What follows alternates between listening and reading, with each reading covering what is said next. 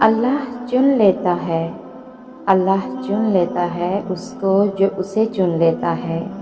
عشق والوں کو اپنی راہ میں قربان ہونے کے لیے چن لیتا ہے، عام سے خاص بنانے کے لیے چن لیتا ہے۔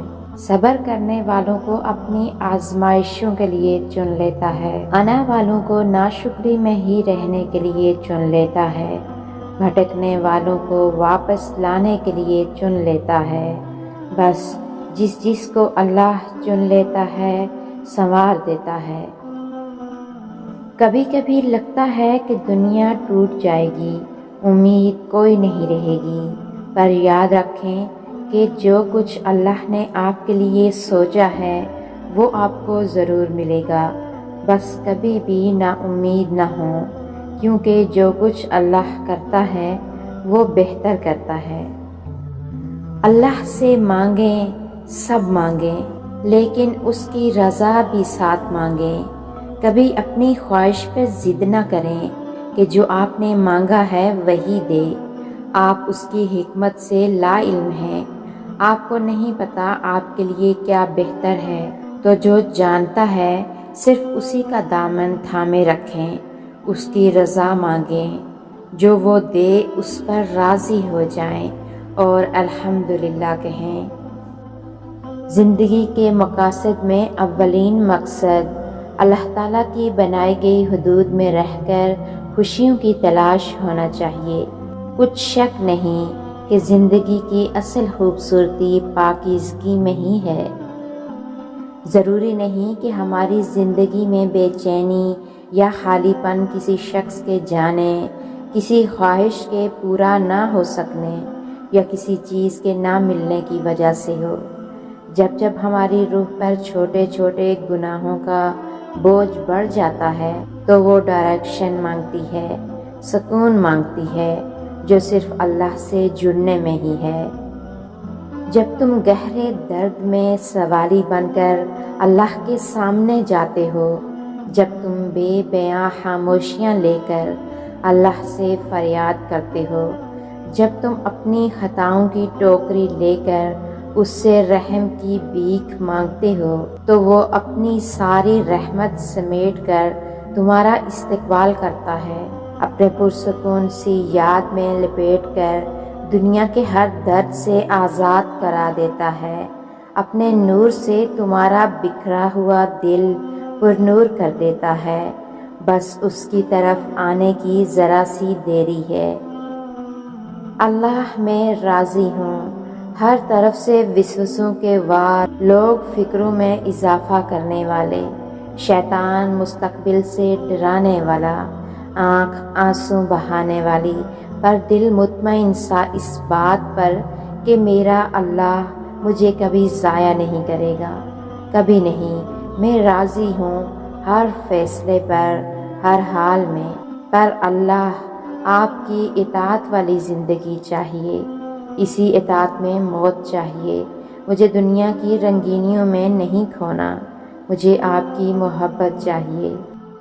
جو دروازے زمین والوں کی تدبیروں سے بند ہوتے ہیں، ان سے بڑے دروازے آسمان والوں کے فضل سے کھلتے ہیں۔ مکار اپنی چالیں چلتے رہ جاتے ہیں اور رب کی کن سے وہ اپنے ہی جال میں الجھ کر رہ جاتے ہیں۔ ذلت دینے والے پلان کرتے ہی رہ جاتے ہیں اور رب عزتوں سے نواز دیتا ہے۔ ایسا کچھ نہیں جو رب سے پوشیدہ ہو، اور ایسا بھی کچھ نہیں جو اس کے اختیار سے باہر ہو۔ راستہ نظر نہ آئے تب اللہ پر یقین ایمان ہے، جب وسائل اور ذرائع نہ ہوں اور پھر یقین ہو کہ اللہ مسبب الاسباب ہے۔ وہ اسباب کا پابند نہیں، وہ اسباب کا محتاج نہیں، بلکہ اسباب اس کے محتاج ہیں۔ اگر ایسا یقین ہے تو ایمان ہے، اگر ایسا نہیں ہے تو پھر آپ کا یقین اسباب پر ہے، وسائل پر ہے۔ اس وقت کہاں راستہ تھا جب موسیٰ علیہ السلام کے سامنے سمندر اور پیچھے فرعون کا لشکر تھا؟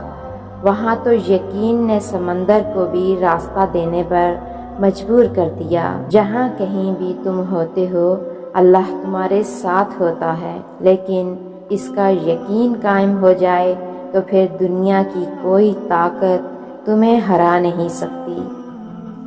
ہماری روح چیخ چیخ کر کہہ رہی ہوتی ہے کہ مجھے قرآن دو، میری خوراک قرآن ہے، مجھے اللہ نے آسمان سے بھیجا ہے، اللہ نے میرا سکون آسمانی کتاب قرآن میں ہی رکھا ہے۔ لیکن ہم اپنی روح کو مصنوعی چیزوں کی خوراک دیتے رہتے ہیں، کبھی میوزک، کبھی کچھ۔ ان لغویات نے ہماری روح کو جگہ جگہ سے کٹ لگا دیے ہیں، اور ہمیں سمجھ نہیں آتی کہ آخر زندگی میں بے سکونی کس چیز کی ہے۔ یاد رکھو، اللہ بہت بڑا ہے، اللہ ہے، کسی بھی وقت معجزے بھیج سکتا ہے۔ مایوس وہ ہوتے ہیں جن کو رب پر یقین نہیں ہوتا، مایوس وہ ہوتا ہے جن کا ایمان کمزور ہوتا ہے، مایوس وہ ہوتے ہیں جو ڈر جاتے ہیں دنیا سے۔ سنو، تم ایسے لوگوں میں شامل نہ ہونا۔ ہمیشہ اس بات کو یاد رکھنا کہ تمہاری مصیبتوں سے تمہارا رب بہت بڑا ہے۔ اپنی منزل کو حاصل کرنے کے لیے یقین کے راستوں پر چلنا پڑتا ہے۔ اللہ سے بات منوانے کے لیے اس کے حکموں پر چلنا پڑتا ہے، تبھی بات جلدی بنتی ہے۔ تو فوراً اللہ سے رجوع کرو جب تمہیں لگے کہ تم اپنا حوصلہ ہار رہے ہو، جب تمہیں لگے کہ تم اپنا صبر کھو رہے ہو، تو فوراً اللہ سے رجوع کرو اور دعا کرو کہ یا اللہ، زندگی کے ہر موڑ پر ہمت، صبر اور حوصلہ عطا فرمانا۔ آمین ثم آمین۔ کیونکہ اللہ سے جو بھی دعا مانگی جائے گی تو وہ کبھی رد نہیں کرتا۔